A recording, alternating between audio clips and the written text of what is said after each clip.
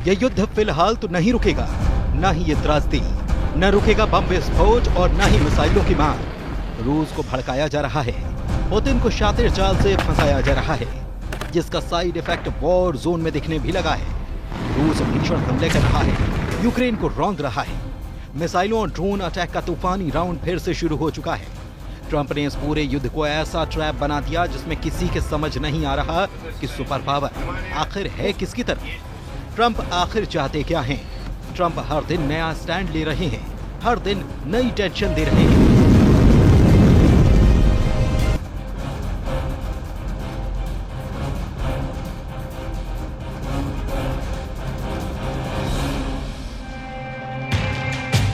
Trump के बदलते रुख ने ज़ेलेंस्की और पुतिन दोनों की दिमागी कसरत को बढ़ाया है।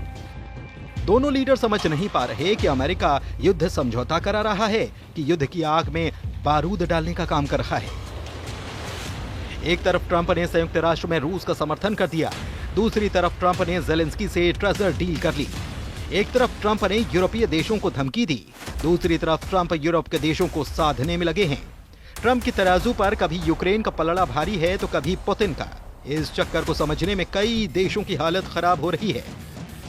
हालांकि प्रेसिडेंट पुतिन ने ऐलान किया कि वो ट्रंप के साथ खजाना डील फाइनल कर सकते हैं, लेकिन ज़ेलेंस्की के साथ किसी तरह की डील पुतिन को मंजूर नहीं।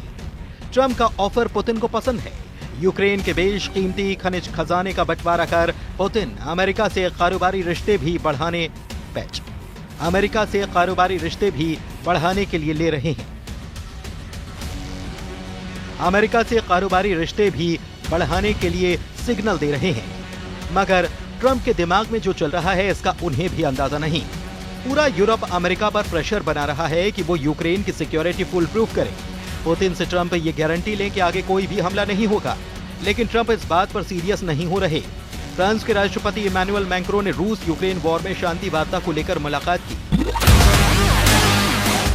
इसके बाद दोनों देशों के राष्ट्रपति ने प्रेस कॉन्फ्रेंस की, जिसमें दोनों लीडर का मतभेद साफ दिखाई दे गया। मैक्रों ने सुरक्षा गारंटी पर जोर दिया। यूक्रेन की आर्थिक मदद पर मैक्रों ने ट्रंप को दुरुस्त भी किया।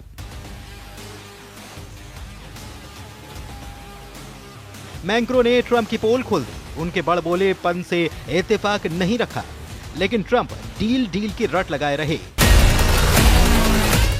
यूरोप के कई देशों को लगने लगा कि ट्रंप की डील से ज़ेलेंस्की को ऐसा घाटा लगने जा रहा है जिसकी भरपाई कभी नहीं हो पाएगी। हालांकि ट्रंप इस बात पर डटे हैं कि यूक्रेन युद्ध समझौता कर पुतिन को खुश कर दे। ट्रंप की दलीलों में डाउट ही डाउट है। उन्होंने किस तरह से ज़ेलेंस्की और यूरोपीय यूनियन को कंफ्यूज कर रखा है, उसे देखिए भी और समझिए भी।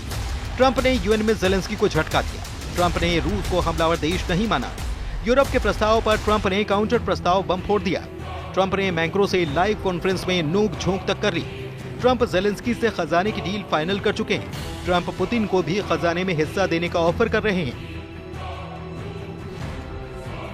ट्रंप यूरोपीय देशों को पुतिन से बचाने को तैयार नहीं है। ट्रंप ट्विस्ट और टर्न ने आधी दुनिया को परेशान कर दिया है। ट्रंप की डावाडोल रणनीति ने रूस को काफी हद तक उलझा कर रखा है। यूरोपीय देशों में वॉर प्लानिंग से भड़के रूस ने धमकी दी है कि ज़ेलेंस्की से नजदीकियां बढ़ा रहे देशों पर उनकी कड़ी नजर है। क्रेमलिन प्रवक्ता दिमित्री पेस्कोव ने साफ कर दिया कि यूरोप के देश रूस विरोधी स्टैंड ले रहे हैं। ट्रंप अगर डबल गेम के लिए तैयार हैं तो रूस भी मुस्तैद है, मगर यूक्रेन का नुकसान हर तरफ से होना तय है, जिसकी आशंका जर्मनी के नए लीडर ने जताई। यूरोपियन यूनियन के सबसे बड़ी आबादी और सबसे बड़ी अर्थव्यवस्था वाले देश जर्मनी के नए चांसलर फ्रेडरिक मर्ज ने यूरोपीय देशों को ट्रंप से अलर्ट कर दिया है। चांसलर मर्ज ने ये तक कहा है कि यूरोप को अब अमेरिका की परछाई से बाहर निकलना होगा। ट्रंप से आजादी दिलाने का काम वो खुद करने का जिम्मा लेने के लिए तैयार हैं।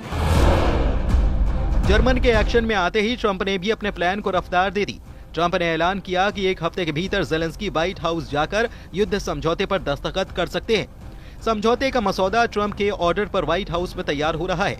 ट्रंप ने ज़ेलेंस्की को वादा किया है कि अगर वो समझौता करते हैं तो पुतिन से उन्हें मुंह मांगी डिमांड पूरी करवा देंगे, जबकि हकीकत में समझौता कर यूक्रेन कंगाल हो सकता है। अमेरिकियों ने ड्राफ्ट डील में कथित तौर पर यूक्रेन के प्राकृतिक संसाधनों से राजस्व का 50% मांग लिया है। इसके बदले में यूक्रेन की सुरक्षा की गारंटी की पेशकश भी नहीं की गई। ट्रंप ने यूक्रेन के खनिज खजाने में मिलने वाले हिस्से को अमेरिका की सैन्य और वित्तीय सहायता का मुआवजा बताया। इधर ऐसा लग रहा है कि जैसे जेलेंस्की ने हार मान ली, लेकिन यूक्रेन नहीं हारेगा। जेलेंस्की हर शर्त मानने के लिए तैयार है, लेकिन यूरोप नहीं मानेगा। जेलेंस्की राष्ट्रपति पद से इस्तीफे की पेशकश भी कर चुके हैं, लेकिन पुतिन की टेंशन कम नहीं होगी। लेकिन ट्रंप का प्लान कामयाब भी नहीं होगा। लेकिन युद्ध का अंत अभी नहीं होगा। यूक्रेन लड़ता रहेगा, पुतिन की हार तक युद्ध चलता रहेगा। 3 साल बहुत होते हैं। 3 साल में दुनिया बदल जाती है। 3 साल में दोस्त दुश्मन बन जाते हैं। 3 साल की जंग में देश बर्बाद हो जाते हैं। लेकिन मानना होगा यूक्रेन को और मानना होगा जेलेंस्की को, जिनकी जिद ने इस जंग को अब तक पुतिन को जीतने नहीं दिया। जेलेंस्की अपने देश में ऐसे योद्धा की इमेज बना चुके थे जिसे युद्ध में हराना नामुमकिन लग रहा था। लेकिन ट्रंप ने जेलेंस्की का गेम ओवर कर दिया।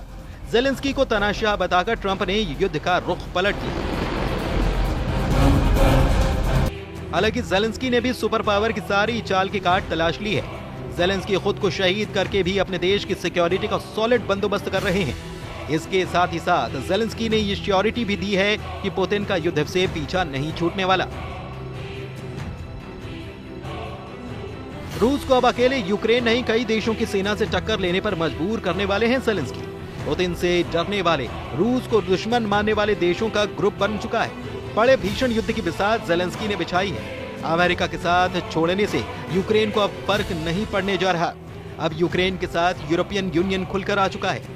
यूरोप के सभी देशों को पुतिन से खतरा है। यूक्रेन के बाद पुतिन उन देशों को निशाना बनाने की धमकी भी दे चुके हैं जिन्होंने उनका विरोध किया।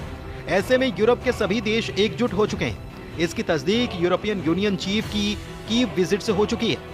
वहीं जेलेंस्की बिना सिक्योरिटी गारंटी के समझौते के लिए तैयार नहीं थे, लेकिन अब दावा किया जा रहा है कि जेलेंस्की को मना लिया गया। इसकी वजह प्रेसिडेंट पुतिन का वो बयान जिसमें उन्होंने कहा कि अमेरिका रूस के कब्जे वाली यूक्रेन में खनिजों के खनन में मदद कर सकता है। मतलब कि यह खजाना यूक्रेन का और बटेगा रूस और अमेरिका में। तो फिर जेलेंस्की के हाथ आखिर आया क्या? 3 साल से पुतिन से युद्ध में उलझी यूक्रेन की जमीन छिन गई। उस जमीन में छिपा खजाना भी लुटता दिख रहा है। युद्ध के खर्च से यूक्रेन वैसे ही बर्बाद हो चुका है। तब फिर जेलेंस्की ट्रंप की डील करे भी तो क्यों? लेकिन अमेरिका तो अमेरिका है, जो चाहता है वही होता है। जेलेंस्की पर इतना प्रेशर दे दिया गया कि वो या तो अपना देश बचाएं या फिर अपना पद। जेलेंस्की ने राष्ट्रपति पद से इस्तीफे की पेशकश कर दांव भी चला, लेकिन ट्रंप पर इसका कोई फर्क नहीं हुआ, जिसके मायने ये है कि जेलेंस्की या तो डील साइन करें या फिर युद्ध करते रहें। यूक्रेन अगर डील करता है तो उसके सच्चे मददगार यूरोप के देश नाराज होंगे। अगर नहीं करते हैं तो पुतिन पीटते रहेंगे। और अब अमेरिका भी यूक्रेन को बचाने नहीं आएगा। ऐसे में यूरोप की पावर जब तक साथ है, जेलेंस्की पुतिन के आगे सरेंडर तो नहीं करने वाले। यूरोपीय देशों ने एक साथ होकर पुतिन के खिलाफ मोर्चा खोल दिया तो महायुद्ध की नौबत भी आ जाएगी और तब पुतिन अपने एटम बम का पावर शो दिखा सकते हैं।